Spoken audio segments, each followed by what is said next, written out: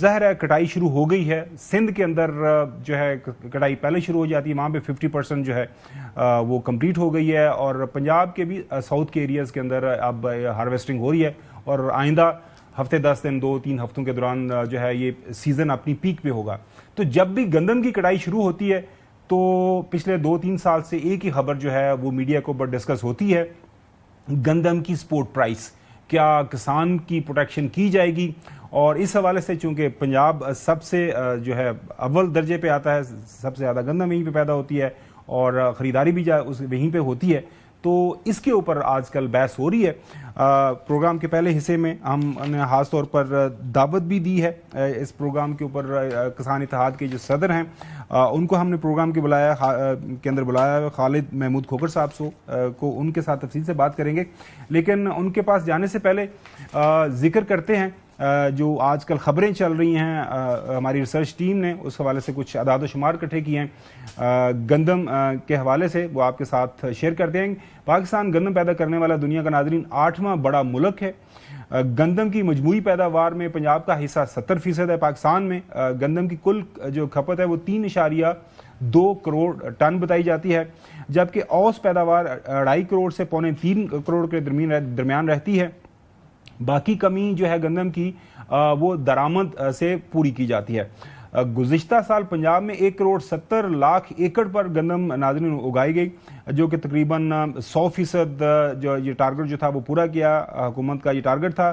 رواں سال کے لیے پنجاب نے 1 کروڑ 65 لاکھ ایکڑ رقبے پر گندم کاشت کا ہدف مقرر کیا تھا.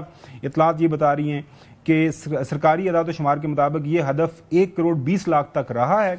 مطلب یہ کہ جو ذرائع بتا رہے ہیں کہ بمشکل 50% وہ کہہ رہے ہیں کہ ہدف بھی اس حوالے سے پورا نہیں ہوا. اس کے اوپر تفصیل سے آج ہم بات کریں گے. گزشتہ سال گندم کی امدادی قیمت 2200 سے بڑھا کر 3939 مقرر کر دی گئی تھی. تاہم گندم کے درآمدی سکینڈل کے باعث پنجاب حکومت نے گندم کی سرکاری خریداری اس کو روک دیا تھا. گزشتہ سال پنجاب سمیت ملک بھر میں گندم کی ریکارڈ پیداوار ہوئی, تاہم اس وقت کی نگراں حکومت نے نجی شعبے کو 35,87,000 ٹن گندم درآمد کرنے کی اجازت دے دی. اس وقت اجازت دی گئی تھی ناظرین جب نئی فصل پک کر تیار ہو گئی تھی, اور ملکی گوداموں میں 23 لاکھ ٹن گندم کا ذخیرہ پہلے سے ہی موجود تھا. اب رواں سال حکومت پنجاب کی طرف سے یہ بیان آ رہا ہے کہ جی ہم اس جو ہے گندم کی خریداری کے معاملے سے باہر نکل رہے ہیں. سلمہ بٹ صاحبہ معاون خصوصی ہیں, پرائس کنٹرول کو چیئر کرتی ہیں پنجاب کی حد تک. انہوں نے کل ایک ٹیلی ویژن کو انٹرویو دیا اور کافی ہوش ربا انکشافات کیے. وہ کیا فرما رہی ہیں کہ پچھلے سال گندم کی جو خریداری سے جب باہر نکلے, حکومت باہر نکلی, تو اس کے کیا مثبت اثرات پڑے. پچھلے سال بھی ہم نے جو پنجاب نے اس میں لیڈ کیا تھا کہ گندم کی پروکیورمنٹ سے باہر آئے تھے, پہلا یہ قدم اٹھایا گیا تھا. اس کے بعد بھی بہت زیادہ ہیو اینڈ کرائی تھی کہ پتہ نہیں کسانوں کا استحصال ہو جائے گا, پتہ نہیں کیا کرنے جا رہے ہیں, کسان نقصان میں چلا جائے گا. لیکن آپ نے دیکھا کہ پورا سال کسان بھی نقصان میں نہیں گیا, آٹے کی قیمت بھی کم ترین رہی اور سٹیبل رہی. روٹی کی قیمت بہت زیادہ نیچے آئی, کم رہی. آپ نے پورا سال کہیں پہ آٹے کی لائنیں نہیں دیکھی ہوں گی, کیونکہ آٹے کی قیمت جو مارکیٹ میں وہ سٹیبل رہی ہے. وہ اسی لیے رہی کہ گندم کی جو قیمت تھی وہ سٹیبل تھی. اب اسی انٹرویو کے دوران نے بتا دیا کہ ہم یہ جو گندم کی خریداری کا معاملہ ہے, فیڈرل حکومت, پروونشل جو حکومتیں ہیں وہ اس سے نکل چکی ہیں. اب اس کے ساتھ ہمارا کوئی لینا دینا نہیں ہے. اس دفعہ جو ہماری پالیسی ہے, جو فیڈرل پالیسی جو پورے ملک کے لیے ہے, وہ یہ ہے کہ ہم نے گندم کی قیمت نہیں دینی, پروکیورمنٹ نہیں کرنی, اور انڈیکیٹو پرائس بھی نہیں دینی. اور یہ سب پہ لاگو ہے. سندھ کی 50% گندم کٹ چکی ہے, لیکن نہ کوئی کسی نے پروکیور کی ہے وہاں پہ, نہ کوئی قیمت دی ہے.